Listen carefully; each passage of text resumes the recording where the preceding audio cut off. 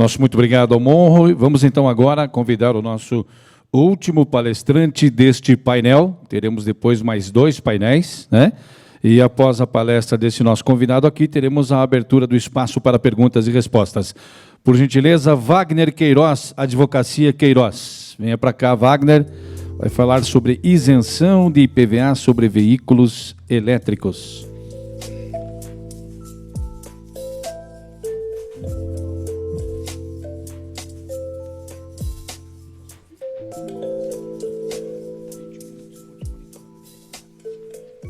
Boa tarde a todos. Até pegando um link, um gancho até na palestra anterior, eu estive no mês de fevereiro em Belo Horizonte, em conjunto com a FRG e com a BGD e a BEAMA, palestrando sobre a situação do Paraná referente à GD.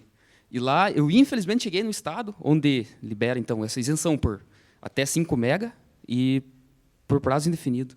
E eu cheguei lá para falar que aqui no Paraná libera até 1 mega apenas, por um período de 48 meses.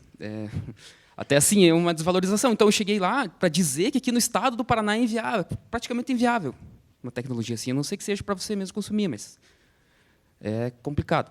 Mas hoje, então, eu venho aqui para tentar pegar até inclusive, link também, né, da palestra anterior, tentar mostrar assim, esse viés constitucional que a nossa Constituição traz, e o estado do Paraná tem que ir entrando nesse link constitucional e das leis ordinárias, complementando isso e desenvolvendo essa tecnologia e dando incentivo, assim como anteriormente foi falado. Dando incentivo às tecnologias serem desenvolvidas aqui no Paraná, também mão de obra ser desenvolvida aqui e avançar dessa forma.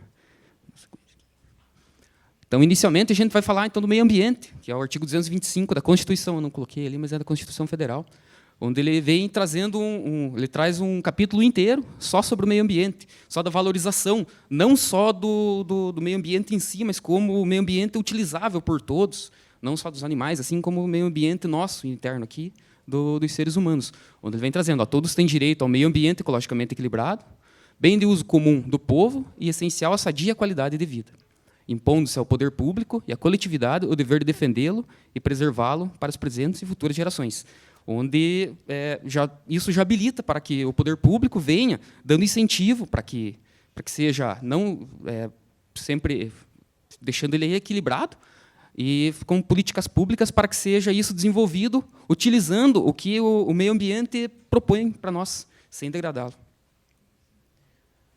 Agora a gente vem trazendo também o artigo 23 da Constituição Federal, falando da competência comum. Ele diz então que a competência comum da União, dos Estados, do Distrito Federal e dos municípios, proteger o meio ambiente e combater a poluição em qualquer de suas formas.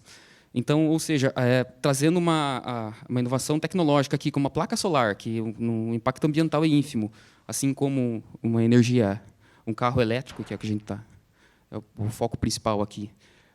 Isso protege muito da poluição.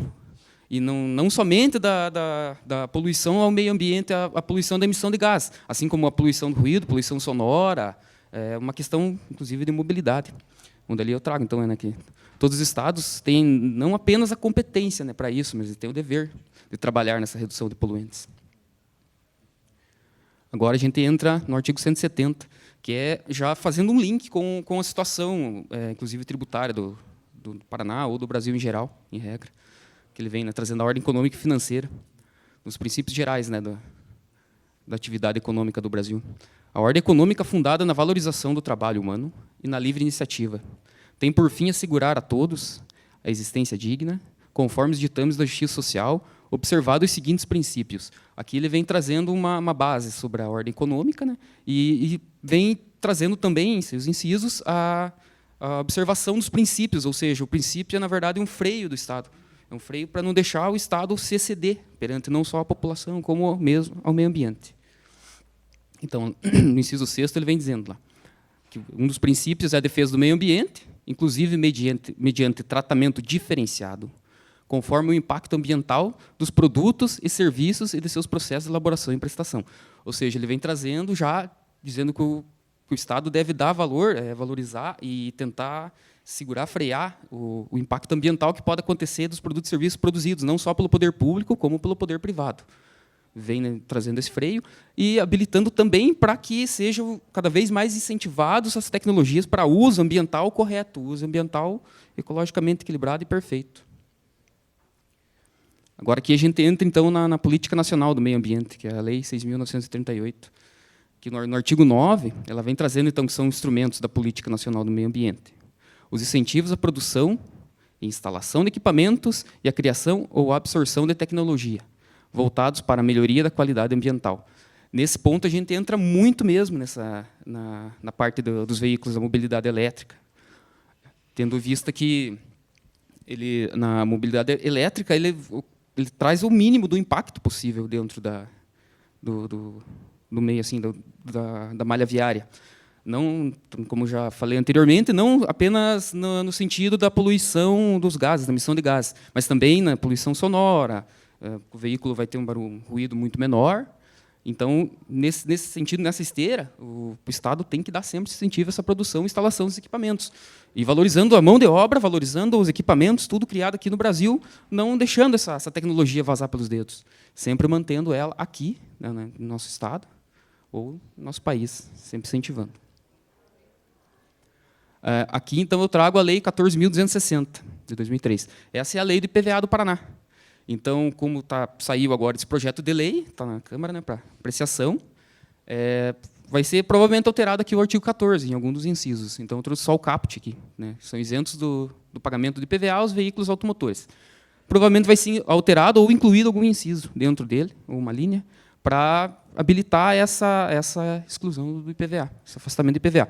O Estado de Santa Catarina, no ano passado, até teve um projeto de lei aprovado, porém, quando foi passar pela mão do governador, o governador vetou.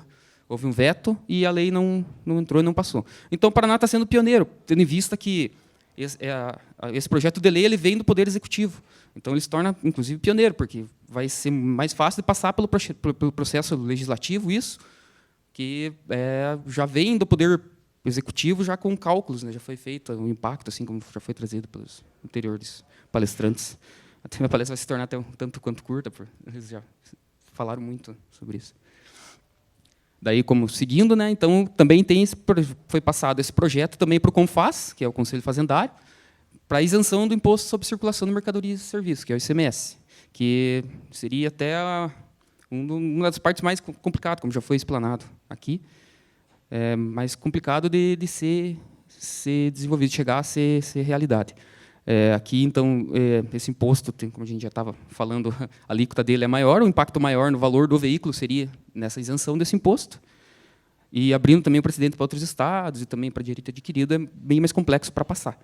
Mas, então, seria se conseguisse passar, se a Confaze aprovasse mesmo esse pedido do governo do Estado, seria um avanço gigantesco para baratear esse veículo, para ficar mais acessível às pessoas, para ficar mais fácil para ser comprado, sendo que ia reduzir muito o valor do veículo. Os cálculos ia dar, acho que 34%, mais ou menos, não sei se o doutor sabe, 34%, 35% para reduzir. Nós estávamos conversando sobre a alíquota ICMS. 41% na energia, né? No carro acho que vai dar um pouco menos. Se eu não me engano, é isso. 35% de redução. Mais o 3,5% do IPVA. Então, aqui a gente vem trazendo até uma palavra assim, sobre essa iniciativa aqui do governo do Estado. Então, com a ação do governo do Paraná, o Paraná avança, não somente na questão fiscal e financeira de incentivos, mas também na redução de poluentes e na qualidade do ar e reduzindo a emissão de ruídos nas cidades, atuando no avanço da mobilidade urbana. Hoje, então, como já estava falando, a mobilidade urbana hoje nossa, do Estado, aqui, do Paraná, eu já peguei lugares piores, mas Curitiba é complicado de andar, dependendo dos horários. Obviamente, não vai se comparar com São Paulo e Belo Horizonte. Belo Horizonte é horrível, nem se fala. Foi um dos piores lugares assim, que eu andei. Uma mobilidade horripilante. Mas, com o avanço, você incentivando as políticas públicas, com o metrô, trem, auxiliando isso, vai melhorar muito a mobilidade, reduzindo também os poluentes, que você tem um metrô, uma malha viária, você consegue fazer tudo elétrico, não precisa ser a combustão, fica plenamente ecológico. Reduzindo, né, os poluentes, os ruídos da cidade, que uma cidade assim como Curitiba, que não para, uma cidade porque voa, aqui se torna muito barulhenta a cidade, assim, para as pessoas. Então, com uma política pública desenvolvendo sempre nessa esteira, sempre nesse sentido, aí valoriza todos esses pontos, tudo numa cacetada só. Então, aqui eu encerro a palestra, porque os outros já falaram muito, muito bem sobre isso, fica um tema batido. Mas muito obrigado a todos aqui pela